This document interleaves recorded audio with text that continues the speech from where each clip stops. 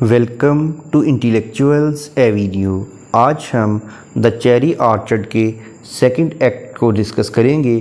Previous lecture میں ہم act 1 کو ڈسکس کر چکے ہیں، اس لیکچر کا لنک ڈسکرپشن باکس میں موجود ہے۔ اب ہم آتے ہیں ایکٹ 2 کی جانب۔ ایک ابنڈنٹ چیپل کے پاس چیری آرچرڈ کے بالکل نزدیک چارلٹ، یاشا، ڈونیاشا اور یفکٹف ایک بینچ پر بیٹھے باتیں کر رہے ہیں۔ یفکٹف جو کہ گائیو کی اسٹیٹ کا ایک کلرک ہے، وہ گٹار بجانا شروع کر دیتا ہے اور ساتھ ساتھ گانا بھی گاتا ہے۔ یہ بیسیکلی ایک کامک یعنی مزاحیہ کیریکٹر ہے۔ چارلٹ جو کہ ایک گورنس ہے، اس کے پاس ایک شاٹ گن ہے اور اس نے آدمیوں والی پیکڈ کیپ پہنی ہوئی ہے اور ڈونیاشا اپنے چہرے پر پاؤڈر لگا رہی ہوتی ہے۔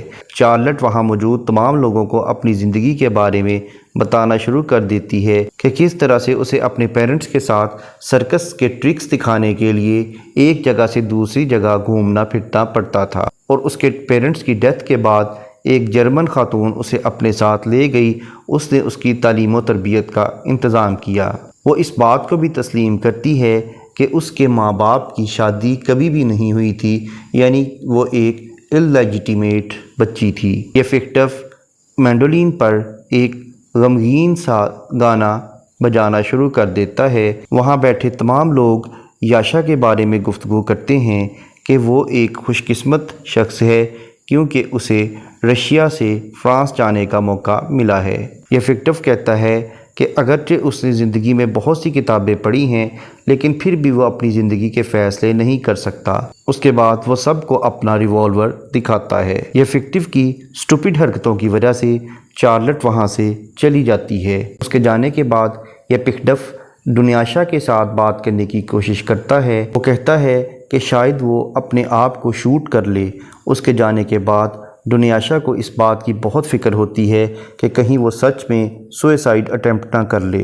اس کے بعد ڈونیاشا یاشا کے ساتھ اپنی محبت کا بھی اظہار کرتی ہے۔ وہ کہتی ہے کہ وہ ایک بہت ہی تعلیم یافتہ شخص ہے، لیکن یاشا بالکل بھی اس بات میں دلچسپی نہیں لیتا، کیونکہ اس کے خیال کے مطابق ایک لڑکی کا کسی آدمی سے محبت کرنا بہت ہی گناہ کا کام ہے۔ ایسے ہی وہ میڈم رینویسکی اور دوسرے لوگوں کے آنے کی آواز سنتا ہے۔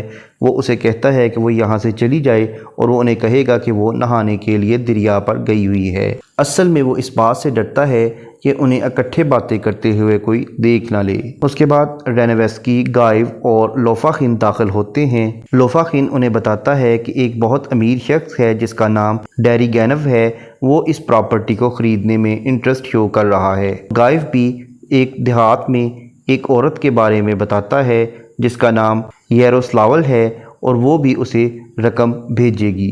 لوفاخن اس سے پوچھتا ہے کہ کیا یہ رقم 100 روبل سے 200 روبلز تک ہو سکتی ہے؟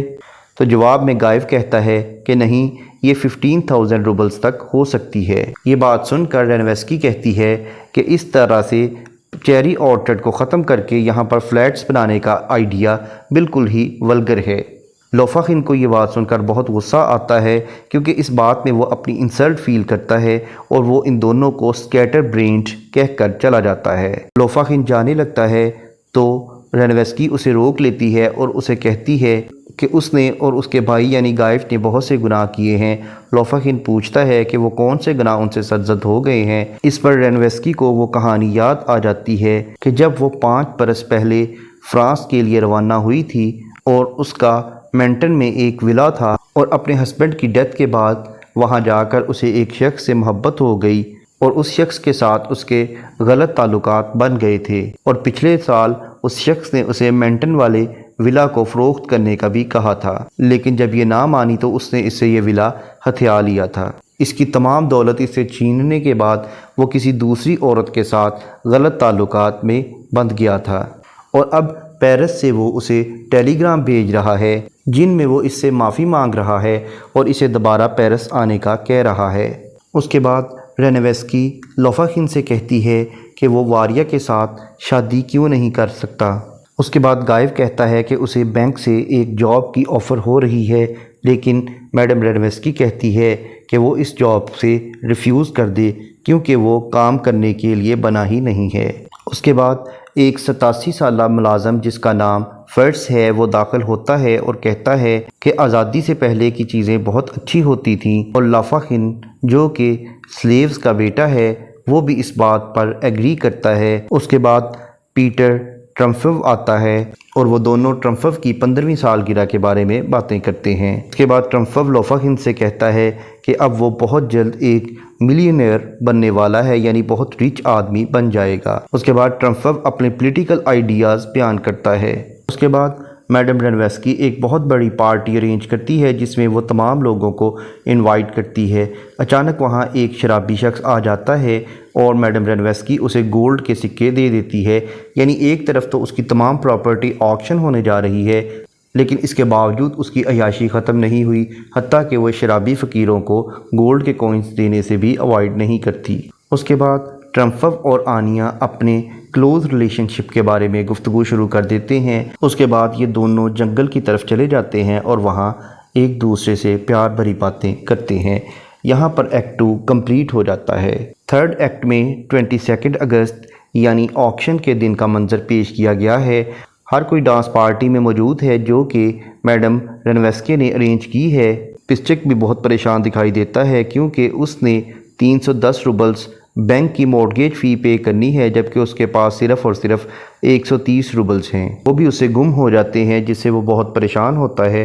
بعد میں اسے یہ اپنی جیکٹ کی لائننگ سے ہی مل جاتے ہیں۔ لوفاخن گائیو کے ساتھ آکشن پر گیا ہوا ہے اور اس پارٹی پر چارلٹ مہمانوں کو خوش کرنے کے لیے میجیکل ٹرکس دکھاتی ہے جو کہ اس نے اپنے پیرنٹس سے سیکھے تھے۔ اس کے بعد رینویسکی واریا سے کہتی ہے کہ اب اسے چاہیے کہ لوپاخن کے ساتھ شادی کر لے، لیکن جواب میں واریا کہتی ہے کہ لوپاخن نے تو کبھی بھی اسے پرپوز ہی نہیں کیا، اور وہ کہتی ہے کہ اگر اس نے اسے پرپوز نہ کیا تو وہ کسی کانوینٹ یعنی خانقاہ میں چلی جائے گی۔ اس وقت فرڈز جو کہ ان کا 87 ایئرز اولڈ ملازم ہے، اس کی حالت کو دیکھ کر یاشا کہتا ہے کہ اب اس کو مر جانا چاہیے۔ اس پر فرڈز کو بہت غصہ آتا ہے اور وہ اسے بیوقوف کہہ دیتا ہے۔ اتنے میں وہاں آنیا آ جاتی ہے اور وہ کہتی ہے کہ ابھی اس نے کچن میں کسی کو باتیں کرتے ہوئے سنا ہے کہ آج آرچرڈ کا آکشن مکمل ہو چکی ہے۔ میڈم رینویسکی اس سے پوچھتی ہے کہ اس نے کس کو یہ کہتے ہوئے سنا ہے، لیکن آنیا کو یہ نہیں پتا کہ یہ بات کس نے کہی ہے۔ اتنے میں پسچک اندر آ جاتا ہے اور رینویسکی سے ڈانس کرنے کا کہتا ہے۔ ڈانس کرتے ہوئے وہ دوبارہ اس سے 180 روبلز مانگتا ہے۔ اتنے میں یہ پکٹف آ جاتا ہے اور وہ ڈینیاشا کے پاس جا کے کہتا ہے کہ وہ اب اس میں کسی قسم کی دلچسپی شو نہیں کرتی، اور جب وہ اسے اگنور کرتی ہے تو وہ اپنے آپ کو ایک کیڑے مکوڑے کی طرح ہی سمجھتا ہے، لیکن وہ اسے مزید اریٹیٹ کرنے کے لیے اس کی بات کو سنجیدگی سے نہیں لیتی اور وہ اپنے فین کے ساتھ کھیلنا شروع کر دیتی ہے۔ اس کے بعد لوپاخن اور گائیو آکشن سے واپس آ جاتے ہیں اور جیسے ہی وہ داخل ہوتے ہیں لوپاخن بہت زیادہ خوش دکھائی دیتا ہے اور گائیو بہت زیادہ تھکا ہوا اور پریشان دکھائی دیتا ہے۔ رینویسکی ان سے آکشن کے بارے میں پوچھتی ہے تو لوپاخن تمام لوگوں کو بتا دیتا ہے کہ آرچرڈ کی آکشن ہو چکی ہے، اور وہ یہ بھی بتا دیتا ہے کہ اسی نے اس چیری آرچرڈ کو اپنے لیے خرید لیا ہے، اور وہ اب اس چیری آرچرڈ میں تمام درختوں کو کاٹ کر وہاں پر کاٹیجز یعنی فلیٹس تعمیر کر لے گا تاکہ وہ چھٹیوں کے دوران آنے والے وزیٹرز کو رینٹ پر دے سکے۔ آکشن کی اس نیوز کو سننے کے بعد رینویسکی کا دل ٹوٹ جاتا ہے اور واریا اپنے گھر کی چابیاں پھینک کر چلی جاتی ہے۔ لوپاخن بھی اپنی قسمت کو دیکھ کر بہت خوش ہوتا ہے کہ کس طرح سے ایک غریب والدین کے بیٹے نے آج اپنے مالک کے چیری آرچرڈ کو خرید لیا ہے، اور وہ یہ بھی سوچتا ہے کہ اب وہ اس گھر میں کس طرح سے تبدیلیاں کرے گا۔ میڈم رینویسکی کو روتے ہوئے دیکھ کر وہ اس کے پاس جاتا ہے اور اسے کہتا ہے کہ پہلے جب وہ اسے اچھے مشورے دے رہا تھا جن پر عمل کر کے وہ اس آکشن سے بچ سکتی تھی تو اس نے ان پر عمل کیوں نہیں کیا۔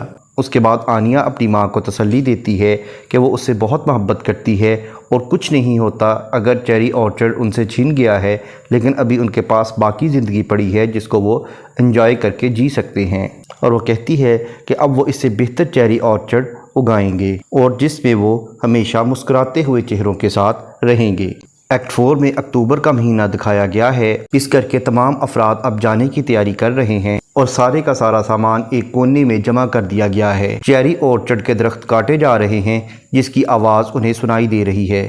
لوپاخین سب کے لیے 8 روبلز کی شیمپین کی بوٹلز خرید کر انہیں دیتا ہے۔ اس کے بعد گائیو اور اس کی بہن یعنی میڈم رینویسکی نرسری میں آتے ہیں اور رینویسکی اپنی تمام رقم اپنے پیزنٹس میں تقسیم کر دیتی ہے، لیکن گائیو اسے ایسا کرنے سے منع کرتا ہے۔ اس کے جواب میں میڈم رینویسکی کہتی ہے کہ وہ ایسا کیے بغیر نہیں رہ سکتی۔ اس کے بعد لوفاخین اور ٹرمفف بھی ایک دوسرے کو گڈ بائی کہتے ہیں۔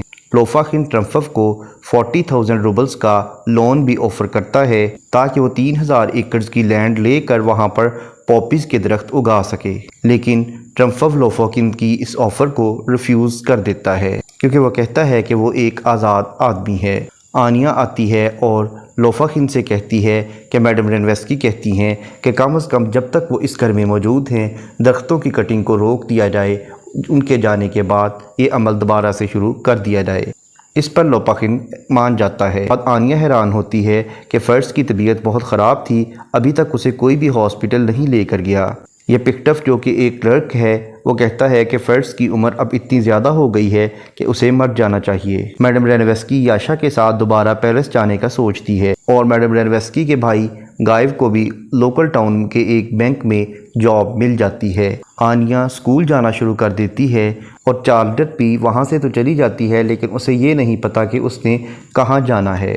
واریا ریگولنس چلی جاتی ہے جہاں پر اسے ایک ہاؤس کیپر کی جاب مل جاتی ہے اور پسٹک کو بھی پیسے مل جاتے ہیں اور وہ اپنے مورگیج پے کر دیتا ہے۔ میڈم رینویسکی فرڈز اور واریا کے بارے میں بہت پریشان دکھائی دیتی ہے۔ فرڈز کے بارے میں وہ اس لیے پریشان ہے کیونکہ وہ بہت زیادہ بیمار تھا، لیکن آنیا اسے یقین دلاتی ہے کہ یاشا نے اسے ہاسپٹل میں ایڈمٹ کروا دیا ہے۔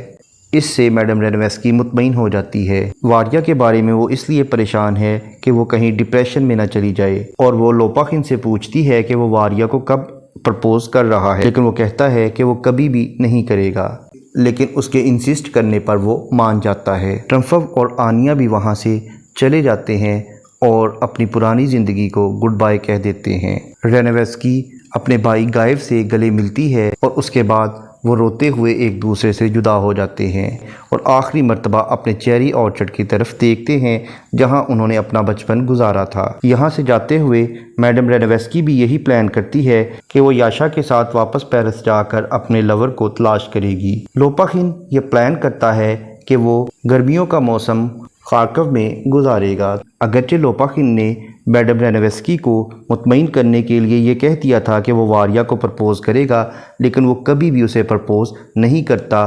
تمام لوگ وہاں سے چلے جاتے ہیں سوائے فرڈز کے، جس کے بارے میں سب کو یقین ہے کہ وہ ہاسپٹل چلا گیا ہوگا، لیکن کوئی بھی اسے ہاسپٹل میں نہیں لے کر جاتا اور اورچرڈ کا دروازہ بند کر دیا جاتا ہے اور وہ وہیں قید ہو کر رہ جاتا ہے۔ اس کے بعد جب پلے ختم ہوتا ہے تو چیری اورچرڈ میں درختوں کے کاٹے جانے کی آواز سنائی دے رہی ہوتی ہے۔ اگر ہم اس پلے کے تھیمز کو دیکھیں تو اس میں سوشل چینج کا ہمیں تھیم ملتا ہے، اس کے علاوہ ہمیں لاس کا تھیم ملتا ہے کہ کس طرح سے لوگ عیاشیوں میں مبتلا ہو گئے تھے اور ان کی پراپرٹی ان سے چھن رہی تھی۔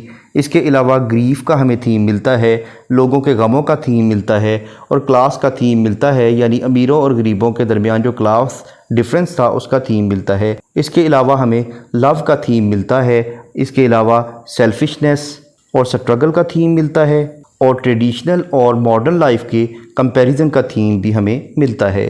یہاں پر یہ پلے ختم ہوا۔ اس پلے کی مکمل پلے لسٹ کا لنک ڈسکرپشن باکس میں موجود ہے۔ Thank you for attending this lecture.